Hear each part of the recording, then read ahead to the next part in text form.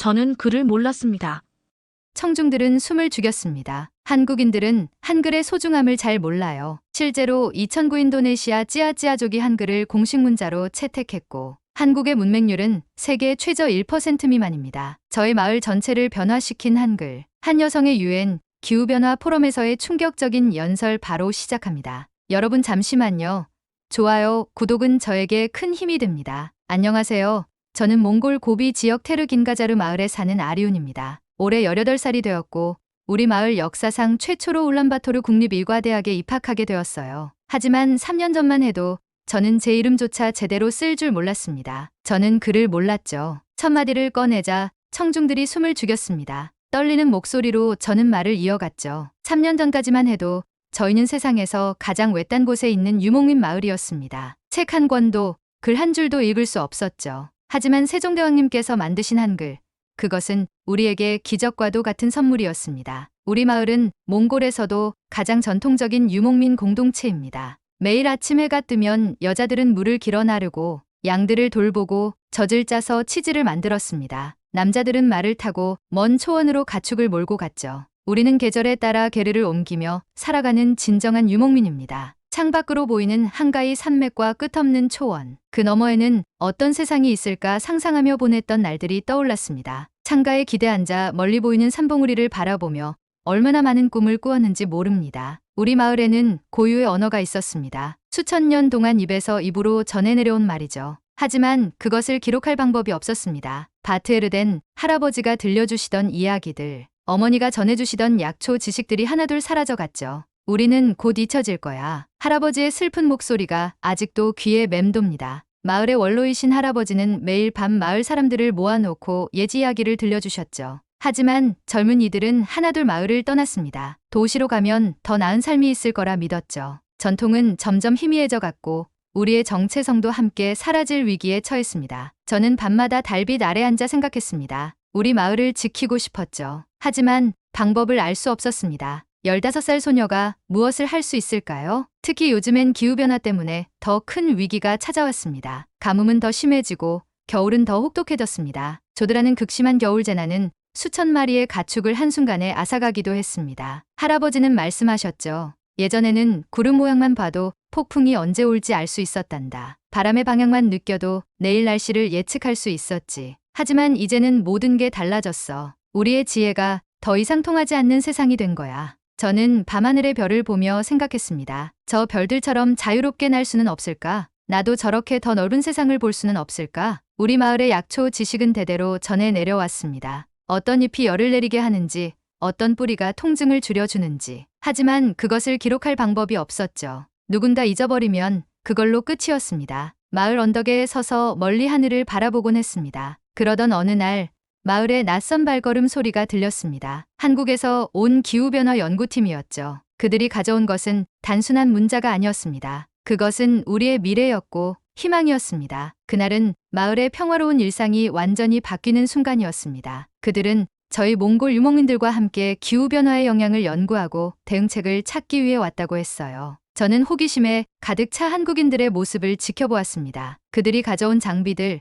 컴퓨터, 그리고 특이한 글자들이 적힌 책들이 신기했습니다. 이건 한글이라고 해요. 박지원 박사가 저에게 보여주었습니다. 500년 전 한국의 세종대왕이 만든 글자예요. 누구나 쉽게 배울 수 있도록 과학적으로 설계되었죠. 저는 처음 본 한글에 신기함을 느꼈습니다. 동그라미, 세로선, 가로선이 조화롭게 어우러진 모양이 아름다웠습니다. 우리도 이런 글자가 있으면 좋겠어요. 할아버지의 지혜를 모두 기록할 수 있을 텐데. 박 박사는 미소를 지었습니다. 사실 한글은 어떤 언어도 표현할 수 있어요. 몽골어도 한글로 적을 수 있습니다. 그날 저녁 마을 회관에서 특별한 모임이 열렸습니다. 한국 연구팀은 마을 사람들에게 한글에 대해 설명했고 몇몇 간단한 몽골어 단어를 한글로 적어 보여주었습니다. 이건 한글입니다. 누구나 쉽게 배울 수 있는 문자예요. 제 가슴이 뛰었습니다. 그러나 마을 사람들의 반응은 제각각이었습니다. 어린아이들은 신기한 듯 눈을 반짝이며 한글로 적힌 자신의 이름을 보고 킥킥 웃었습니다. 이게 정말 내 이름이에요?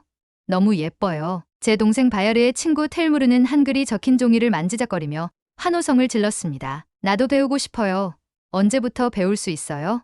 하지만 일부 어른들의 시선은 차가웠습니다. 특히 바트에르덴 할아버지의 목소리는 단호했습니다. 우리는 수천 년 동안 글 없이도 살아왔다. 이제 와서 무슨 문자를 배우겠나. 할아버지의 말씀에 마을 사람들이 고개를 끄덕였습니다. 맞아요. 우리는 유목민이에요. 책이나 글을 가지고 다닐 수 없어요. 중년의 목동 바트볼드가 말했습니다. 게다가 이게 몽골어랑 맞을 리가 없잖아. 우리말은 특별해. 제 아버지 태무지는 더욱 강하게 반대했습니다. 한글이라고?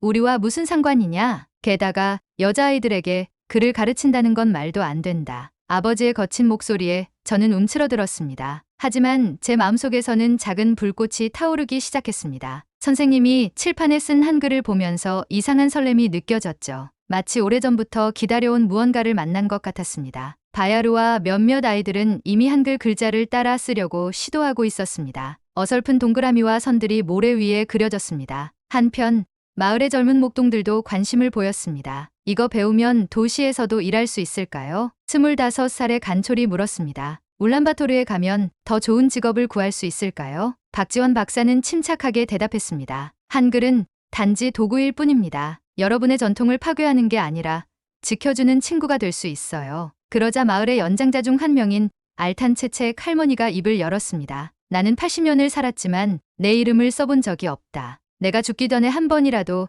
내 이름을 쓸 수 있다면. 할머니의 주름진 얼굴에 희미한 미소가 번졌습니다. 전통을 지키는 것과 새로운 것을 배우는 것은 다른 문제요. 마을의 분위기가 점점 양분되었습니다. 젊은이들과 어린아이들은 한글에 관심을 보였지만 연장자들과 보수적인 어른들은 완강히 반대했습니다. 특히 마을에서 가장 영향력 있는 남성들의 반대가 거셌습니다. 글을 배우면 도시로 떠나게 될 거야. 마을이 공동화될 테고 우리의 전통은 사라질 거야. 제 아버지의 친구 간투야가 주장했습니다. 게다가 여자아이들이 글을 배우면 더더욱 위험해. 시집도 안 가려고 할 테고. 마을 회관은 찬반 의견으로 시끌벅적했습니다. 어느새 아이들은 회관 밖에서 한글 글자를 따라 쓰고 있었고 몇몇 어머니들은 걱정스러운 눈빛으로 아이들을 지켜보았습니다. 한국 연두팀은 침착하게 이야기를 이어갔습니다. 몇 주 동안 머물면서 원하시는 분들께 한글을 가르쳐 드리겠습니다. 강제로 하는 일은 아니니 관심 있으신 분들만 오셔도 됩니다. 박 박사의 말에 마을 사람들의 시선이 조금씩 부드러워졌습니다. 우리가 왜 여기 왔는지 아십니까? 기후변화로 인해 몽골의 전통적인 유목 생활이 위협받고 있습니다. 여러분의 조상들이 쌓아온 지혜, 그 값진 경험들이 기록되지 않고 사라진다면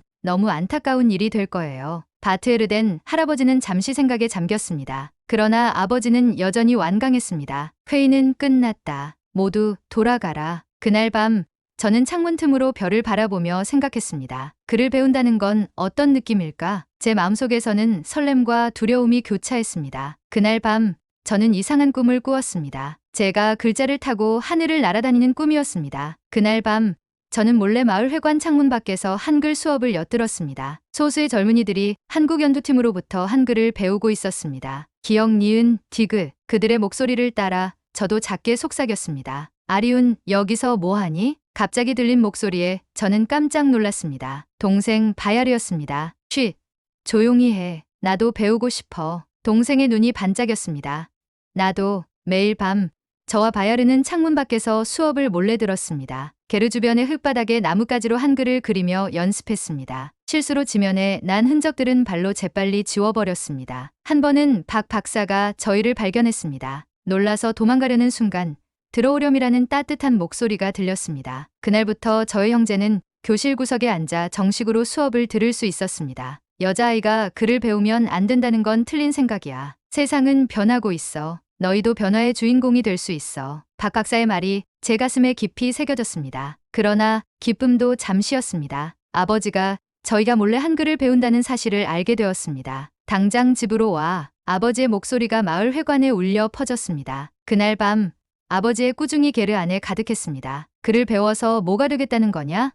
내일부터 절대로 마을 회관 근처에도 가지 마라. 저는 이불 속에서 눈물을 흘렸지만 포기할 수 없었습니다. 이제 한글이 주는 희망을 알았으니까요. 글을 배우면 내 손으로 우리 이야기를 쓸 수 있어. 저는 밤하늘의 별을 보며 다짐했습니다. 나중에는 할아버지의 지혜도 모두 적을 수 있을 거야. 더 이상 잊혀지지 않도록. 하지만 아버지의 경고는 진심이었습니다. 다음 날부터 제 일거수일투족을 감시했고 심지어 게르에서 나가는 것조차 제한했습니다. 어머니도 걱정스러운 눈빛으로 말했습니다. 내 아버지 말씀을 거역하지 마라. 그분은 너를 위해 그러시는 거야. 하지만 그럴수록 제 의지는 더 강해졌습니다. 양치기를 핑계로 나가서는 마을 뒤편 작은 바위 뒤에서 다른 아이들과 만났습니다. 그곳에서 박 박사가 몰래 건네준 종이와 연필로 한글을 연습했습니다. 바야르는 형제 중에서도 가장 열심히 했습니다. 누나, 이것 봐.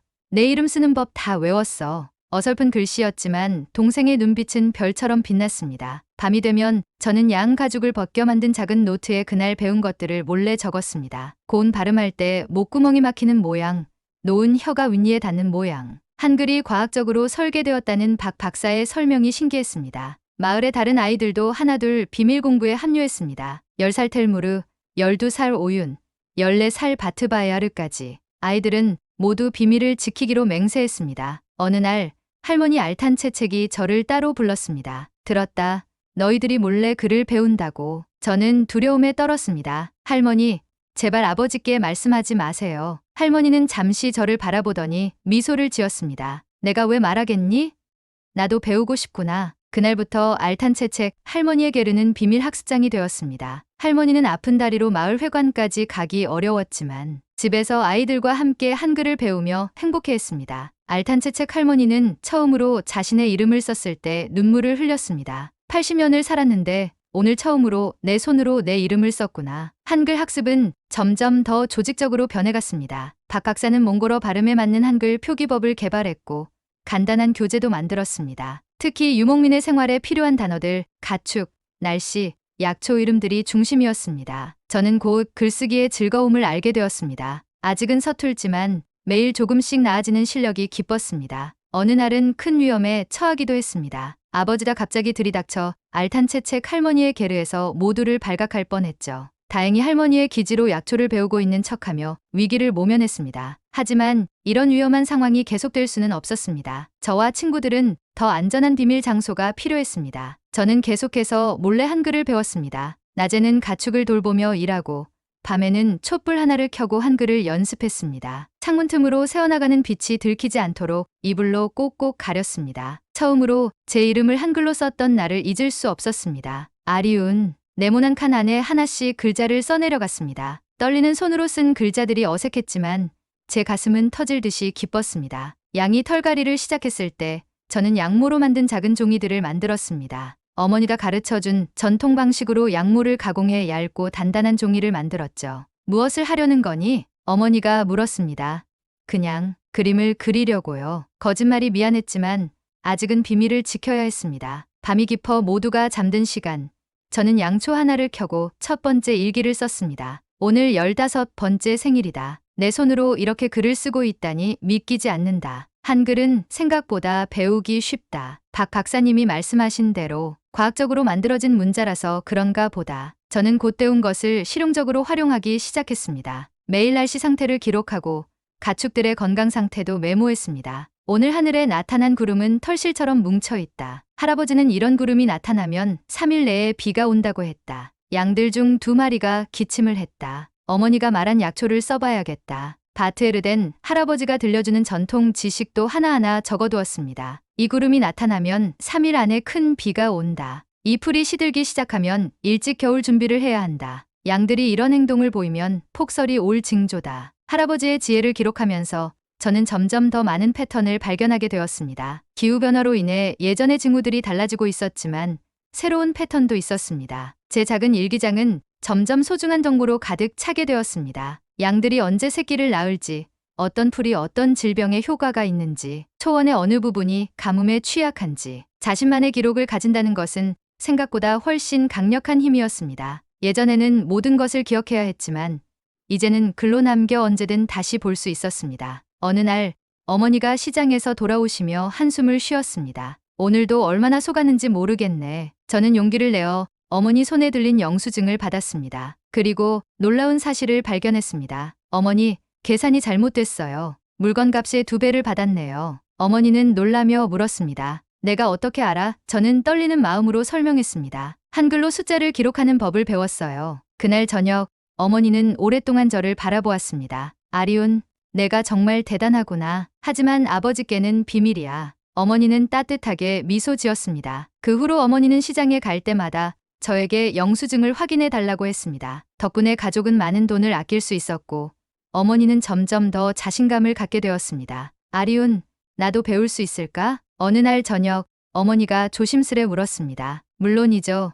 어머니 제 눈이 반짝였습니다. 그날부터 어머니도 비밀 학생이 되었습니다. 밤에 모두가 잠든 후 저는 어머니에게 한글을 가르쳤습니다. 어머니는 배움에 목마른 학생이었습니다. 손바닥이 거칠고 주름진 손으로 연필을 쥐고 글자를 따라 쓰는 모습이 어린아이 같았습니다. 내 평생 이런 날이 올 줄 몰랐구나. 어머니의 눈에 눈물이 맺혔습니다. 어머니가 처음으로 자신의 이름을 썼을 때 저도 울컥했습니다. 옆집 올드자브 할머니도 비밀리에 합류했습니다. 그녀는 마을에서 가장 훌륭한 약초 전문가였고 그 지식을 한글로 기록하고 싶어 했습니다. 이 약초는 열을 내리게 하고 이것은 상처를 아물게 해. 하지만 잘못 쓰면 위험하니 용량을 정확히 기억해야 해. 할머니의 말씀을 제가 한글로 받아 적었습니다. 어느새 저희 게르 한쪽에는 약초 지식을 담은 작은 책들이 쌓여갔습니다. 양피지에 깨알같이 적힌 글자들. 그것은 수천 년간 입에서 입으로만 전해진 지식이 처음으로 기록된 순간이었습니다. 저는 이제 단순한 일기를 넘어 더 체계적인 기록을 시작했습니다. 날씨 변화와 약초 효능을 연결시키는 표를 만들었고 가축의 질병 증상과 치료법을 정리했습니다. 특히 기후 변화에 관한 기록은 점점 더 중요해졌습니다. 예전에는 이맘때 비가 많이 왔는데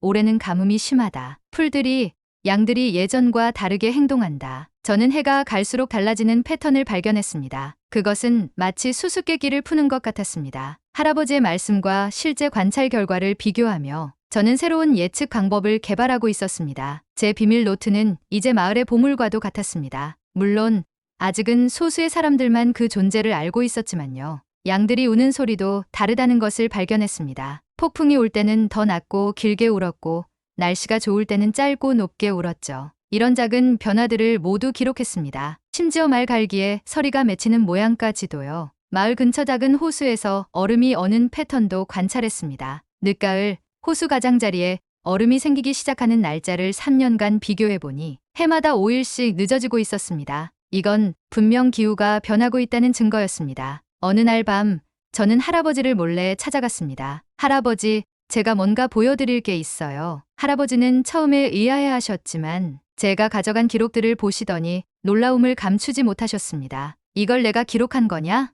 저는 고개를 끄덕였습니다. 한글로 우리말을 적을 수 있어요. 할아버지의 지혜도 모두 남길 수 있고요. 할아버지는 한동안 말없이 제 기록들을 살펴보셨습니다. 그러더니 갑자기 눈시울이 붉어지셨습니다. 내 평생 이런 날이 올 줄 몰랐구나. 우리의 말이 글자가 되다니. 할아버지는 오랫동안 침묵하시더니 갑자기 말씀하셨습니다. 아리운, 나에게도 가르쳐 주겠니? 저는 기쁨에 눈물이 쏟아질 뻔했습니다. 그날부터 할아버지와 저는 비밀스러운 약속을 맺었습니다. 매일 밤 1시간씩 할아버지께 한글을 가르쳐 드리고 그 대신 할아버지는 저에게 더 많은 전통 지식을 알려주시기로 했습니다. 이것은 너무나 귀중한 거래였습니다. 할아버지는 글을 배우는 것이 어려우셨지만 놀라울 정도로 열정적이셨습니다. 손이 떨리고 눈도 잘 보이지 않으셨지만 포기하지 않으셨죠. 가장 기억에 남는 밤은 할아버지가 처음으로 자신의 이름을 쓰셨을 때였습니다. 바트에르덴, 삐뚤빼뚤한 글씨였지만 할아버지에게는 일생일대의 성취였습니다. 내가 80년을 살았는데 오늘 처음으로 내 손으로 내 이름을 썼구나. 할아버지의 눈에서 눈물이 흘렀습니다. 그날부터 할아버지는 자신만의 기록을 시작하셨습니다. 오래된 양피지에 조상들로부터 들은 이야기, 약초 지식, 날씨 예측법을 하나하나 적으셨죠. 너무 오래되어 거의 잊혀졌던 지식들이 다시 살아났습니다. 저는 할아버지의 말씀을 받아 적으며 깨달았습니다. 우리는 역사가 없던 것이 아니라 그저 기록할 방법이 없었던 것뿐이었습니다. 어느 날 저는 그동안 기록한 모든 것을 모아 작은 책으로 묶었습니다. 표지에는 테르긴가자르 마을의 지혜라고 썼습니다. 첫 페이지에는 할아버지의 말씀을 적었습니다. 우리의 조상들은 모든 것을 알고 있었다. 그들의 지혜가 이제 글자로 남아 영원히 우리와 함께 할 것이다. 이 책은 제게 가장 소중한 보물이 되었습니다. 매일 밤 조금씩 내용을 추가했고 이제는 꽤 두꺼워졌습니다. 특히 자랑스러웠던 것은 제가 만든 날씨 예측 달력이었습니다. 전통적인 몽골 달력의 한글로 기후 패턴을 기록한 것인데 놀랍게도 꽤 정확했습니다. 물론 실수도 많았습니다. 한 번은 비가 올 거라고 예측했는데 맑은 날이 계속되기도 했죠. 하지만 실패에서도 배움이 있었습니다. 제 달력은 점점 더 정교해졌고 이제는 마을 사람들이 몰래 저를 찾아와 내일 날씨를 물어보기도 했습니다. 하지만 언제까지 이렇게 비밀리에 글을 배울 수는 없었습니다. 언젠가는 제 아버지도 마을 전체도 알게 될 것입니다. 그날이 올 때까지 저는 계속해서 기록할 것입니다. 우리의 이야기를, 지혜를, 삶을. 한글로 제 기록은 점점 더 체계적으로 변해갔습니다. 저는 3년간의 날씨 데이터, 가축의 행동 패턴, 그리고 할아버지의 예측을 모두 한글로 기록했습니다. 마을의 다른 아이들도 하나둘 비밀 공부에 합류했습니다. 저는 배운 것을 몰래 가르쳐 주었습니다. 마을 뒷산에서, 강가에서, 때로는 달빛 아래에서 우리는 함께 한글을 익혀갔습니다. 이렇게 하면 우리말을 기록할 수 있어. 친구들의 눈이 반짝였습니다. 바트에르된 할아버지의 변화가 가장 놀라웠습니다. 처음에는 완강히 반대하셨던 분이 어느 날 몰래 우리의 수업을 지켜보셨습니다. 아리운, 잠깐 이리 오너라. 할아버지의 목소리가 평소와 달랐습니다. 우리 유목민의 지식을 기록하고 싶구나. 매일 저녁 1시간씩 내가 아는 걸 말해줄 테니 적어두렴. 그렇게 우리의 비밀 프로젝트가 시작되었습니다. 저는 열심히 기록했습니다. 그러던 어느 날 저는 제 기록을 분석하다가 불길한 패턴을 발견했습니다. 지난 몇 달간의 날씨 데이터, 동물들의 이상 행동, 그리고 식물의 변화가 모두 하나의 방향을 가리키고 있었습니다.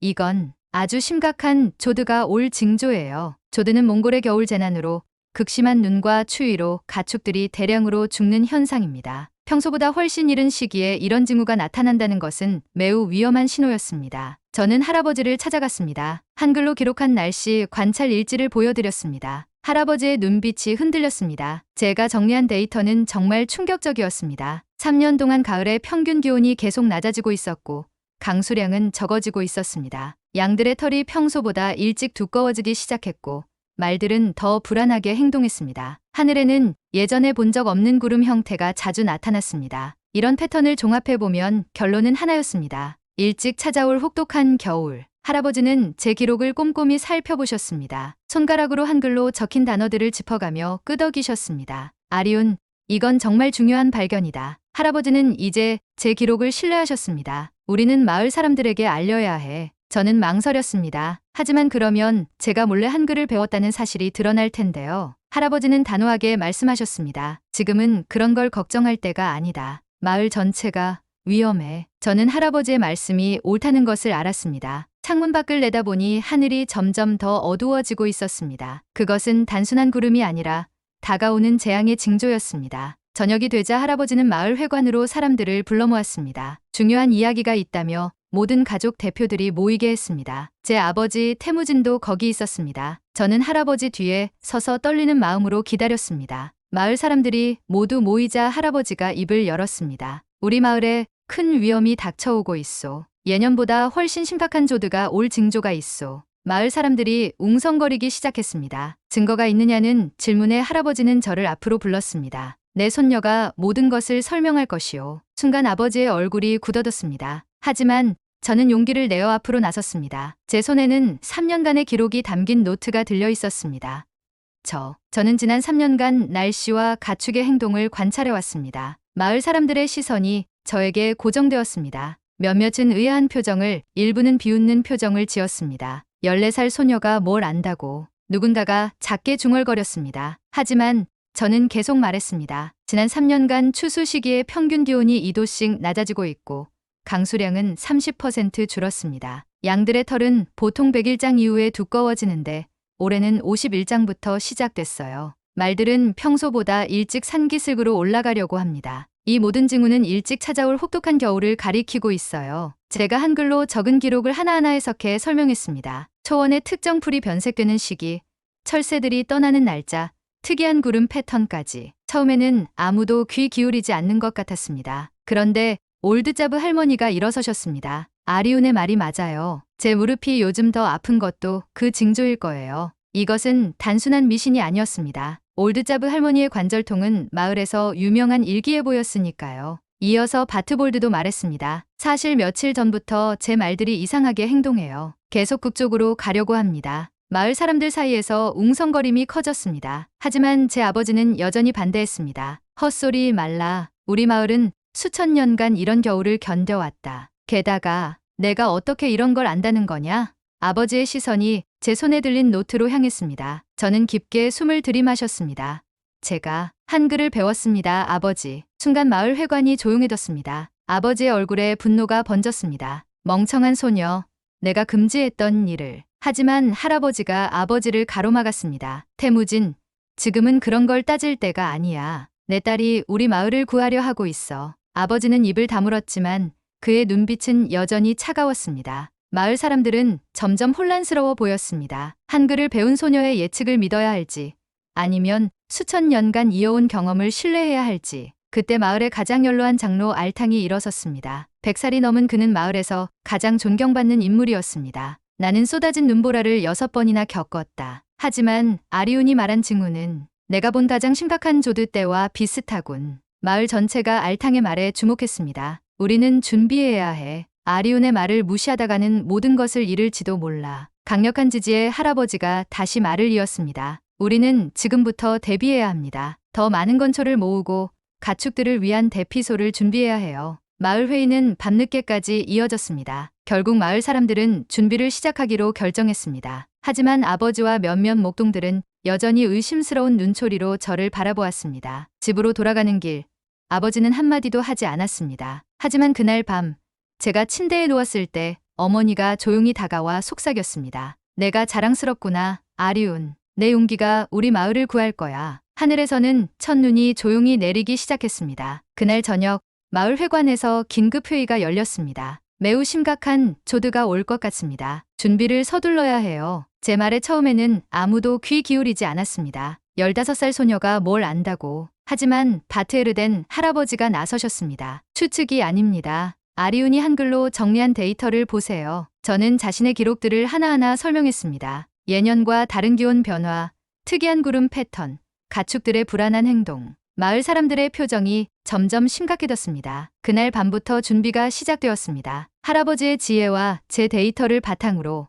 마을 사람들은 가축을 안전한 곳으로 옮기고 충분한 건초를 비축했습니다. 아버지 태무지는 여전히 반대했습니다. 헛소리 말라. 우리 마을은 수천 년간 이런 겨울을 견뎌왔다. 하지만 어머니가 처음으로 아버지께 맞섰습니다. 여보, 아리운을 믿어보세요. 일주일 후 그들의 예측대로 하늘이 검게 변하기 시작했습니다. 그리고 곧 역사에 남을 만한 눈폭풍이 초원을 덮쳤습니다. 사흘 동안 눈은 쉬지 않고 내렸고 기온은 영하 40도까지 떨어졌습니다. 많은 유목민 가족들이 가축을 잃었지만 아리운의 마을은 준비가 되어 있었습니다. 그들은 할아버지가 알려준 대로 산의 특정 위치에 가축들을 모았고 미리 준비한 건초 덕분에 가축들은 굶지 않았습니다. 폭풍이 지나간 후 다른 마을들에서 소식이 들려왔습니다. 많은 가족들이 가축의 80%를 잃었고 일부는 생존을 위해 도시로 떠나야 했습니다. 하지만 아리운의 마을은 가축의 90% 이상을 살렸습니다. 아리운, 내가 우리를 살렸다. 바트에르덴 할아버지의 말에 마을 사람들이 고개를 끄덕였습니다. 그를 몰랐다면 이 재앙을 미리 알 수 없었을 거야. 저는 정말 그날을 잊을 수 없습니다. 눈보라가 처음 시작되던 날,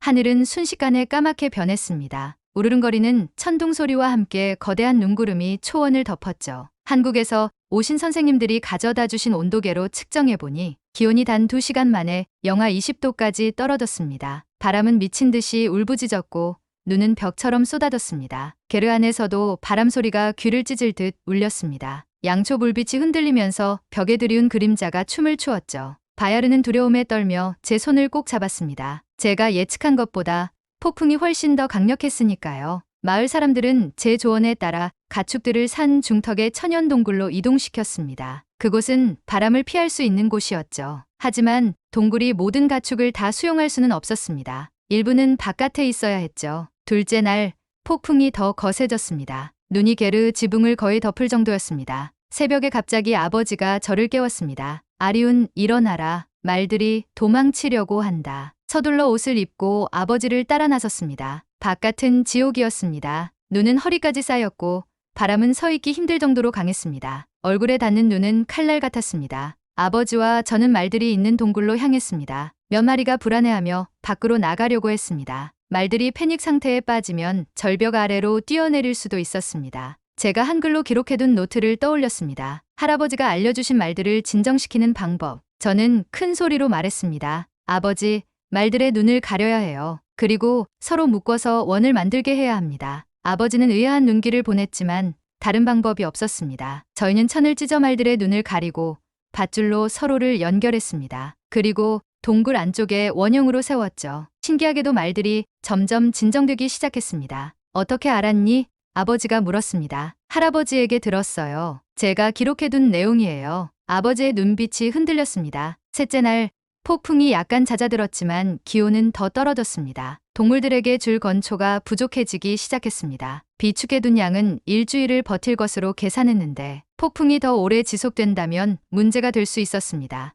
마을 회의에서 저는 또 다른 제안을 했습니다. 우리가 모은 건초를 모두 모아서 공평하게 나눠야 합니다. 그리고 가장 약한 동물들에게 먼저 먹여야 해요. 일부 목동들은 반대했습니다. 자신의 가축을 위해 모은 건초인데 왜 다른 사람과 나눠야 하냐는 거였죠. 하지만 마을 장로들이 저를 지지했습니다. 아리운의 말이 맞다. 우리는 함께 살아남아야 한다. 그렇게 저희는 건초를 공유하기 시작했습니다. 아침 저녁으로 가장 약한 양들과 염소들에게 먼저 먹이를 주고 나머지는 규칙적으로 배급했습니다. 폭풍이 일주일째 계속되었을 때 정말 기적이 일어났습니다. 아버지와 다른 목동들이 눈 속에서 야생 청보리를 발견한 것입니다. 깊은 눈 아래에서도 살아남은 식물이었죠. 저희는 그것을 모아 가축에게 먹였고 덕분에 위기를 넘길 수 있었습니다. 폭풍이 완전히 지나가는데 거의 보름이 걸렸습니다. 그리고 마침내 해가 떴을 때 저희는 피해 상황을 확인하기 시작했습니다. 이웃 마을들의 상황은 처참했습니다. 대부분의 가축이 죽었고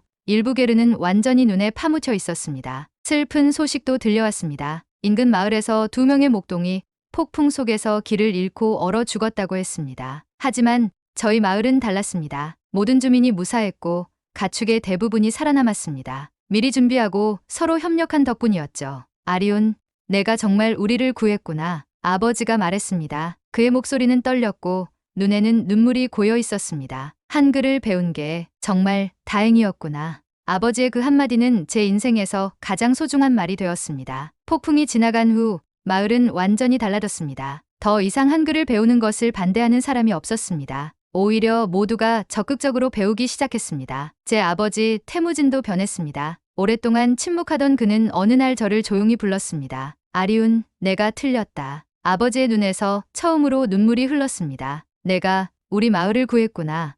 내가 여자라고 어리다고 무시했던 내가 잘못했다. 그날 아침 태무진은 마을 회관으로 가서 선언했습니다. 나도 한글을 배우겠습니다. 아버지의 선언에 마을 사람들이 놀랐지만 곧 많은 이들이 그의 뒤를 따랐습니다. 마을에는 정식 한글 교실이 열렸고 한국 연구팀은 더 많은 교재와 선생님들을 보내왔습니다. 저와 바트에르덴 할아버지는 몽골 유목민의 지혜라는 책을 한글로 쓰기 시작했습니다. 그 책에는 날씨 예측법, 가축 질병 치료법, 안전한 이동 경로 등 수천 년간 입에서 입으로 전해진 지혜가 담겼습니다. 마을의 젊은이들이 하나둘 돌아오기 시작했습니다. 여기서도 미래가 있다는 걸 알았어요. 그들은 도시에서 배운 지식을 한글로 기록하며 마을 발전에 기여했습니다. 한글 교육은 이제 마을의 공식 교육이 되었고 어린이부터 노인까지 모두가 함께 배웠습니다. 마을 회관은 웃음소리로 가득했습니다. 이렇게 재미있게 배울 수 있다니. 우리는 마을의 첫 도서관도 만들었습니다. 작은 방이었지만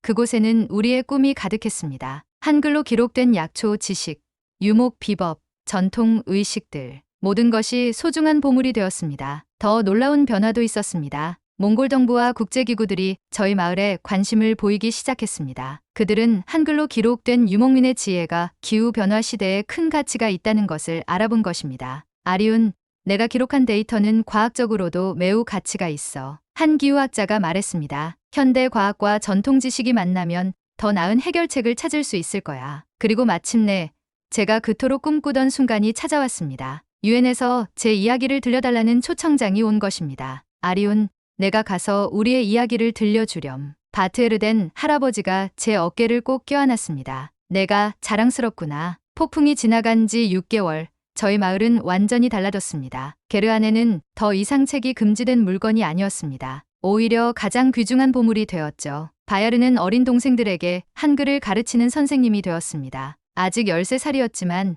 그는 이미 훌륭한 교사였습니다. 누나, 나도 나중에 선생님이 될 거예요. 동생의 꿈이 자라나는 모습을 보는 것은 정말 행복한 일이었습니다. 마을 사람들은 이제 자신들의 전통 지식을 자랑스럽게 여기게 되었습니다. 한글로 기록된 책들은 단순한 기록물이 아니라 살아있는 역사가 되었습니다. 특히 제가 자랑스러웠던 것은 기후변화 대응 달력이었습니다. 전통적인 날씨 예측 방법과 현대 기상학을 결합해 만든 이 달력은 놀라울 정도로 정확했습니다. 국립기상청에서도 관심을 보였고 심지어 다른 유목민 마을에서도 이 달력을 배우러 왔습니다. 어느 날 마을에 큰 소식이 전해졌습니다. 몽골 교육부에서 저희 마을의 한글 교육 방식을 전국적인 모델로 채택하겠다는 결정을 내린 것입니다. 몽골어를 한글로 표기하는 공식 규칙이 만들어졌고 저는 자문위원으로 초청받았습니다. 16살에 제가 국가교육정책에 참여한다니 꿈만 같았습니다. 아버지는 이제 마을의 한글 교사가 되었습니다. 처음에는 배우기 힘들어 하셨지만 아버지의 끈기는 대단했습니다. 매일 밤 촛불 아래에서 글자를 연습하셨고 이제는 누구보다 정확한 한글을 쓰십니다. 한글로 변화된 것은 저희 마을뿐만이 아니었습니다. 인근 유목민 마을들도 하나둘 한글을 배우기 시작했습니다. 저와 바야르는 종종 그 마을들을 방문해 한글을 가르쳤습니다. 내 평생 이런 날이 올 줄 몰랐어. 한 노인이 처음으로 자신의 이름을 쓰고 눈물을 흘렸습니다. 이제 우리 이야기도 역사가 될 수 있구나. 가장 놀라웠던 변화는 마을의 경제적 상황이었습니다. 한글 덕분에 시장에서 더 이상 속거나 바가지를 쓰지 않게 되었고 가축 관리도 체계적으로 할 수 있게 되었습니다. 몽골 정부에서 저희 마을을 지속 가능한 유목 생활의 모델로 선정했고 관광객들도 찾아오기 시작했습니다. 그들은 유목민들이 어떻게 한글로 자신들의 지식을 보존하는지 보고 싶어 했습니다. UN 초청장이 도착했을 때 온 마을이 축제 분위기였습니다. 저희 마을 역사상 처음으로 누군가가 국제 무대에 서게 된 것이니까요. 떠나기 전날 밤 마을 사람들이 모두 모여 송별회를 열어주었습니다. 아리운, 내가 우리 마을의 영웅이야. 마을 사람들이 말했습니다. 하지만 저는 알고 있었습니다. 진정한 영웅은 500년 전 모든 사람이 쉽게 배울 수 있는 글자를 만든 세종대왕이라는 것을요. UN 기후변화 포럼의 단상에 다시 선 저는 처음과는 다른 마음이었습니다. 이제는 자신감이 넘쳤고 저희 이야기를 세상에 들려줄 수 있다는 설렘으로 가득했습니다. 3년 전 우리 마을은 글을 모르는 마을이었습니다. 하지만 한글이 우리에게 찾아왔고 모든 것이 변했습니다. 저는 천천히 저의 이야기를 풀어갔습니다. 한글을 몰래 배우던 밤들, 마을 사람들의 변화, 그리고 조들을 예측해 마을을 구했던 순간까지 청중들의 눈빛이 점점 달라지는 것이 보였습니다. 우리는 이제 더 이상 글을 모르는 마을이 아닙니다. 우리는 우리의 언어를 지켜냈고 전통을 보존했으며 미래를 열었습니다. 그것이 한글이 우리에게 준 선물입니다. 저는 마을의 변화도 들려주었습니다. 동생 바야르가 이제 마을 학교의 교사가 되었고 바트에르된 할아버지가 가장 열심히 한글을 쓰는 사람이 되었다는 이야기, 그리고 어머니와 아버지의 변화도 말했습니다. 우리 마을에는 이제 작은 도서관이 있습니다. 그곳에는 우리의 전통 의학, 유목 지식, 그리고 수천 년간 이어온 이야기들이 가득합니다. 모두 한글로 기록되어 있습니다. 저의 연설은 이어졌습니다. 문자는 단순한 기호가 아닙니다. 그것은 희망이고 미래이며 생명입니다. 우리 마을은 한글을 통해 새로운 삶을 얻었습니다. 연설이 끝나자 기립박수가 터져나왔습니다. 청중들의 눈에서 눈물이 흘렀고 저도 울컥했습니다. 3년 전 그 작은 시작이 이런 결과를 가져올 줄 누가 알았을까요? 단상에서 내려오자 많은 사람들이 다가왔습니다. 우리 지역에도 이런 교육이 필요해요. 당신의 이야기가 우리에게 희망을 주었어요. 호텔로 돌아와 창밖을 바라보며 저는 생각했습니다. 저희의 이야기는 끝이 아닌 시작이었다는 것을, 더 많은 마을들, 더 많은 사람들에게 희망을 전할 수 있다는 것을, 500년 전 백성을 사랑하는 마음으로 세종대왕께서 만드신 한글, 그 위대한 문자가 몽골 초원의 작은 유목민 마을의 새로운 희망이 되었습니다. 오늘도 세계 곳곳에서 한글은 희망의 씨앗이 되고 있습니다. 몽골의 초원에서,